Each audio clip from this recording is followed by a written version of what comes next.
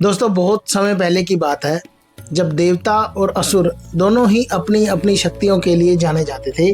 लेकिन एक ऐसी घटना हुई जिसने माँ आदिशक्ति के एक अलग रूप को जन्म दिया। कहते हैं माँ भगवती जी की दो सहेलियाँ थी, जया और विजया।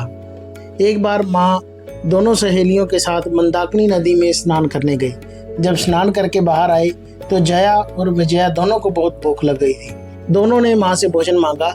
माँ ने उन दोनों को थोड़ा सा इंतज़ार करने को कहा, लेकिन उनकी भूख इतनी बढ़ चुकी थी कि उन्होंने माँ से प्रार्थना करी कि माँ हमें भोजन दो, हमसे जो भूख है वो बर्दाश्त नहीं हो पा रही।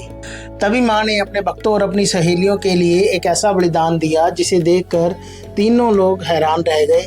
माँ ने अपने सिर को अपने शरीर से जुदा किया और उनके शरीर से एक ऐसी दिव्य शक्ति निकली जिसने जया और विजया की भूख मिटाई। यही माँ छिन्नमस्तिका का रूप है, वही रूप जो त्याग, शक्ति और बलिदान का प्रतीक माना जाता है। ये माँ का रूप हमें सिखाता है कि माँ अपने बच्चों के लिए किसी भी हद तक जा सकती है, और इसी को आज हम माता चिंतपूर्णी जी के नाम से जानते हैं। कहते हैं जो भी भक्त सच्चे मन से माँ को याद करता है, माता रानी उसकी सारी चिंताएं दूर कर देती हैं, इसीलिए उनका नाम चिंतपूर्णी पड़ा। लेकिन माँ चिंतपूर्णी धाम की कहानी यहीं तक खत्म नहीं होती। बहुत साल पहले हिमाचल के एक छोटे से गांव में एक बहुत बड़े भक्त रहते थे जिनका नाम था माईदास।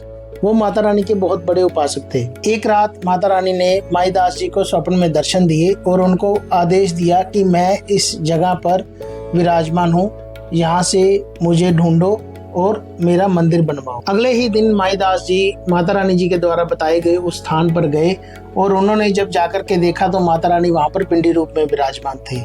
तो उन्होंने फिर उस मंदिर का निर्माण शुरू करवाया और धीरे धीरे ये जो स्थान था वो आज एक महान तीर्थ स्थान में बदल चुका है।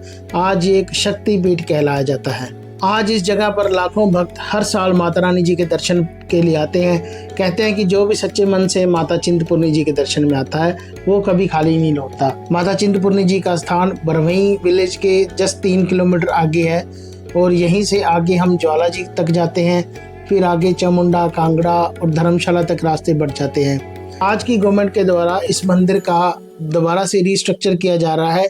लगभग 500 करोड़ की लागत से भवन को दोबारा रेनोवेट किया जाएगा। मंदिर का स्थान है उसको बड़ा किया जाएगा। पुजारी जी बता रहे थे कि लगभग 10,000 श्रद्धालुओं की कैपेसिटी का वो जो स्थान है, वो जो बरांडा है, जो बेड़ा है जिसको बोलते हैं, जहाँ पर सारे लोग बैठ के अभी दर्शन करते हैं, वो बहुत छोटा है।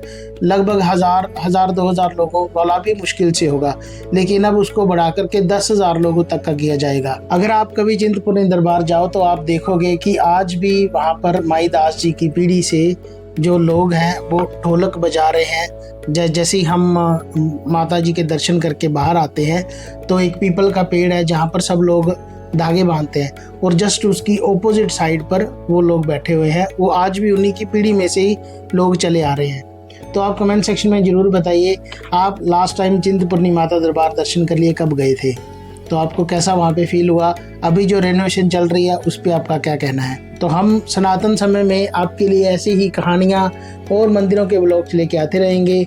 आप हमें सब्सक्राइब कीजिए और बेल आइकन दबाना मत भूलिए, क्योंकि जैसे ही कोई वीडियो आती है सबसे पहला नोटिफिकेशन आपके पास आना चाहिए। इस वीडियो को ज़्यादा से ज़्यादा शेयर करें और हम मिलते हैं कल एक नई कहानी के साथ। तब तक के लिए जय माता दी।